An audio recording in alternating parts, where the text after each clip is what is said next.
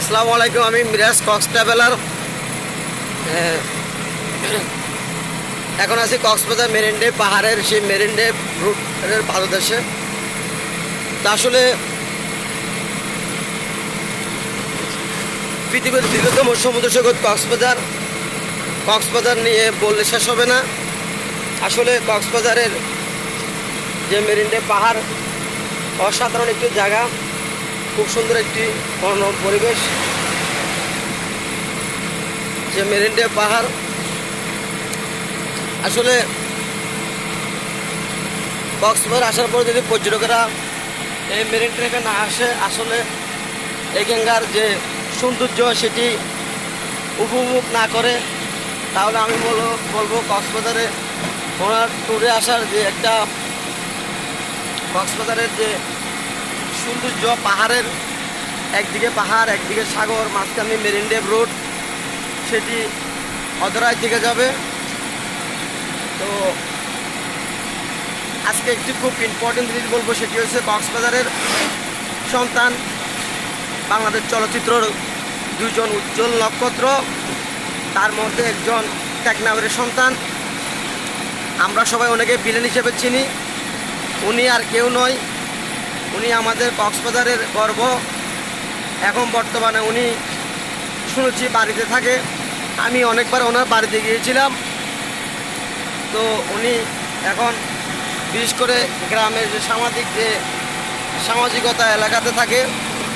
তো ওনার বাড়ি এই পাহাড়ের পাদদেশে মেরিন ড্রাইভ রোডের পাশে, আমরা সবাই চিনি। ওনার নামে একটি বাজার আছে এবং ওনার নামে একটি দোকান আছে, ওই দোকানটা উনিই পরিচালনা করে। ছোট্ট একটি দোকান, সেটি রেস্টুরেন্ট, কিছু নাস্তা পাওয়া যায়, ওরকম বড় ধরনের কিছু পাওয়া যায় না।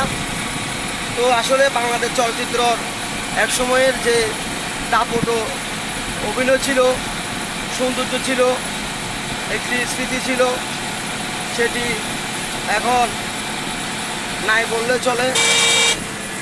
তো আসলে উনি আর কেউ নয়, উনি আমাদের একমাত্র প্রিয়জন। একসময় ওনারা যদি চাইতো এই টেকনাফ, বিশেষ করে কক্সবাজারে চাইলে অনেকগুলো হোটেলের মালিক হতে পারতো, অনেক জায়গা ক্রয় করতে পারতো, কিন্তু ওনারা ওই রকম কোনো কিছু করে নাই। কিন্তু বাংলাদেশ চলচ্চিত্র আমরা প্রতিনিয়ত দেখি, অনেক গুণীজন, অনেক ব্যক্তিবর্গ কক্সবাজার, বিশেষ করে বাংলাদেশ ছেড়ে কিছু না, যে বাংলাদেশ চলচ্চিত্রের একজন নামকরা যে শরীফ খান, আমরা ওনাকে শরীফ বলে চিনি, আহমদ শরীফ। উনি কক্সবাজার আসছিল, রিসেন্টলি একটি অনুষ্ঠানে উনি যোগ দিয়েছিল। ওই অনুষ্ঠানে উনি বলছিল যে বাংলাদেশে যারা চলচ্চিত্র অভিনয় শিল্পী আছে এবং শ্রোতা আছে, বিশেষ করে অভিনয় জগৎ যারা জড়িত আছে, নায়ক নায়িকা, গায়ক গায়িকা, তারা এখন বিশেষ করে আমি যদি বাংলাদেশ ছেড়ে চলে না যেতাম, তাহলে আমাকে এখানে না খেয়ে থাকতে হতো, ভিক্ষা করতে হতো। আল্লাহ আমাকে বিদেশ নিয়ে গেছে, আমি ওইখানে যে স্টেবল হয়েছি। তো রিসেন্টলি উনি কক্সবাজার আসছিল। তো আমি বলবো যে আমরা অনেকের অজানা, অনেকের চিনা, অনেকের অচেনা এই টেকনাফ পাহাড়ের পাদদেশে ওনার বাড়ি, বাংলাদেশ চলচ্চিত্রের একজন অভিনেতা।